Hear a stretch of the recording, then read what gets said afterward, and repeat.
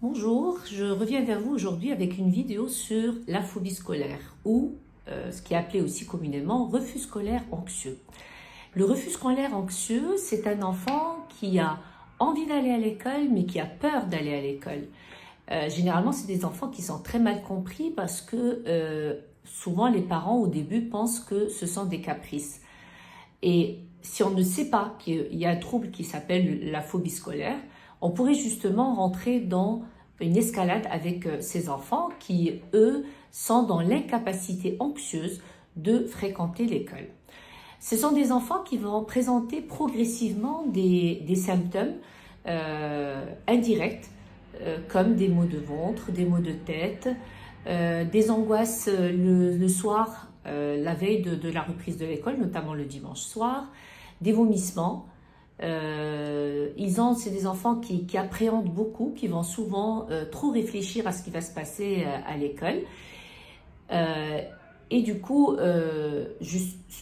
ça va aboutir à un absentéisme caché, masqué, pour des raisons qui peuvent apparaître logiques, mais qui vont se répéter. Et la répétition de cet absentéisme doit nous questionner justement sur l'existence ou pas d'une phobie scolaire ou de ce qu'on appelle une peur anxieuse de l'école.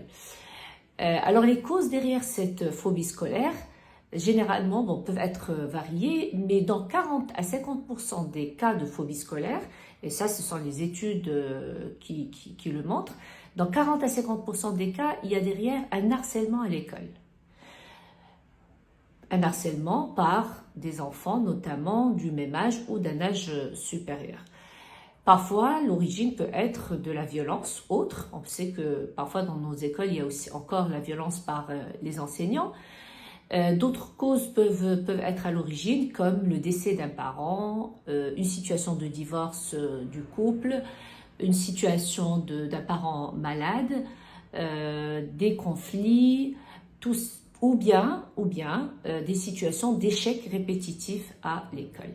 Il y a aussi une association très élevée entre la phobie scolaire et les troubles des apprentissages, notamment tous les dys, les dyslexies, les dysorthographies, les dysgraphies et autres, et le TDAH. Donc c'est une association très fréquente. Alors, qu'est-ce qu'on peut faire quand on détecte une phobie scolaire? Donc, c'est des enfants, comme on a dit, qui vont commencer au début à refuser à aller à l'école pour des raisons variables, qui vont présenter des somatisations, des symptômes souvent physiques, qui vont faire que, obligatoirement, on va pas les emmener à l'école, et on va voir qu'ils vont s'éloigner petit à petit de l'école.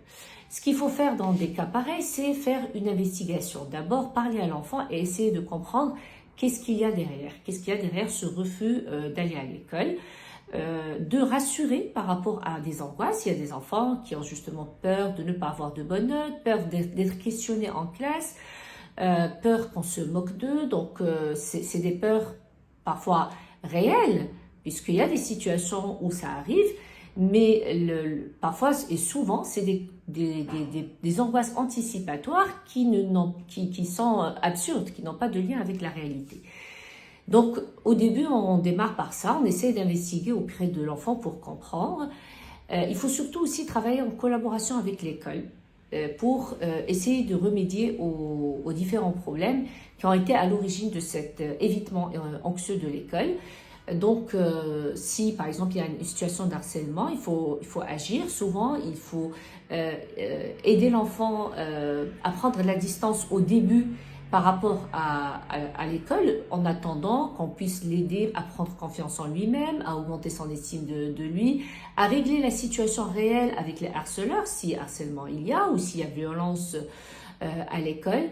Et dans les cas, par exemple, de troubles des apprentissages, on va voir que dès qu'on va soulager l'enfant de ces difficultés à travers des aménagements, à travers la mise en place, la compréhension des enseignants par rapport aux difficultés de l'enfant, le fait de faire verbaliser par l'enseignant à l'enfant qu'il comprend que ça c'est difficile pour lui, que ce n'est pas grave, qu'il va l'aider, qu'il va mettre en place des choses pour l'accompagner, on va voir que l'angoisse de l'enfant peut diminuer. Alors, dans les situations de violence à domicile ou de conflits familiaux, parfois on peut faire des séparations thérapeutiques à travers des petites périodes d'hospitalisation comme ça, courtes, où on va séparer l'enfant du milieu familial, qui va l'aider justement à s'apaiser et en attendant que ça se règle ou en attendant qu'il puisse lui-même savoir comment se protéger par rapport à cette situation. Alors pourquoi l'enfant, justement, quand il y a des problèmes à la maison, il refuse d'aller à l'école? Parce qu'il a ce sentiment d'insécurité, il a besoin de rester à la maison, comme s'il était lui-même garant d'un bon fonctionnement chez lui. Donc l'enfant va refuser d'aller à l'école parce qu'il a le sentiment que s'il va aller à l'école, il va se passer quelque chose de dangereux à la maison, donc il veut rester à la maison, soit pour protéger sa mère, pour être là pour éviter que les parents se séparent, donc ça peut contribuer au fait que l'enfant n'aille pas à l'école. Il faut savoir que c'est un trouble qui est apparu depuis que l'école est obligatoire dans les pays occidentaux. On sait que chez nous, il y a beaucoup encore d'enfants qui ne sont pas scolarisés, donc on n'a pas la même proportion, mais ça reste quand même un trouble fréquent et qui reste mal compris et camouflé parce qu'il n'y a pas de symptômes, on va dire, directs. Et c'est plus fréquent qu'on pourrait l'imaginer. Et souvent, les parents, parce qu'ils ne comprennent pas que c'est un trouble anxieux, que c'est une peur qui empêche l'enfant d'aller à l'école, ils peuvent donc l'obliger, le frapper pour aller à l'école, parce qu'ils ne peuvent pas comprendre qu'il refuse d'aller à l'école alors qu'ils ont payé la scolarité, alors que l'école c'est quelque chose de très important pour les parents. Une fois que c'est installé, la meilleure manière pour y remédier aussi, c'est de faire baisser la pression scolaire sur l'enfant, d'expliquer à l'enfant que nous n'avons pas d'attente excessive par rapport à ses résultats. Il y a des enfants qui se mettent eux-mêmes la pression et qui projettent sur eux-mêmes les angoisses des parents. Donc, ils ont envie de trop bien faire et anticipent les mauvais résultats, ils anticipent les mauvaises remarques des profs. Donc, il faut désangoisser, essayer de désangoisser l'enfant. Et souvent, on va devoir quand même avoir recours à un professionnel pour donner un espace de parole à l'enfant, l'aider à mettre des mots sur ses angoisses. Parfois, on fait de la thérapie, notamment de la thérapie comportementale, pour aider au retour progressif à l'école. Et dans des cas extrêmes, souvent quand c'est accompagné de dépression, de troubles anxieux autres, on est obligé de mettre en place un traitement médicamenteux. Alors il faut savoir aussi qu'un mal-être psychologique chez l'enfant, comme le fait qu'il ait lui-même une dépression ou une anxiété autre que cette phobie scolaire, peuvent favoriser justement le refus anxieux d'aller à l'école. Voilà, donc j'espère que ça va vous éclairer par rapport à ce trouble qui n'est pas très connu et auquel il faut quand même penser pour ne pas rentrer dans une escalade avec l'enfant qui va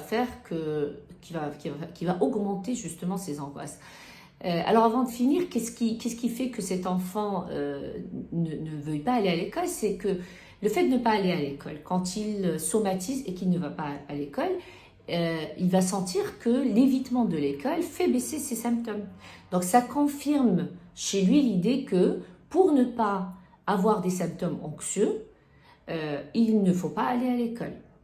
Donc l'évitement de l'école va faire augmenter la probabilité de l'existence d'autres évitements. C'est pour ça qu'on essaie au maximum d'intervenir pour ne pas installer l'enfant dans cet évitement permanent, mais sans forcer l'enfant à aller à l'école obligatoirement. Donc on essaye de l'accompagner, mais d'accélérer le retour à l'école dans de bonnes conditions. Ça veut dire qu'en ayant préparé les conditions favorables avec l'école. Donc la collaboration entre les parents, les professionnels et l'école est quelque chose de très important pour endiguer le problème de phobie scolaire. J'espère que ça vous a apporté des réponses et des informations importantes sur le sujet. Et je vous invite à me proposer d'autres sujets ou à poser vos questions sur ma page Instagram.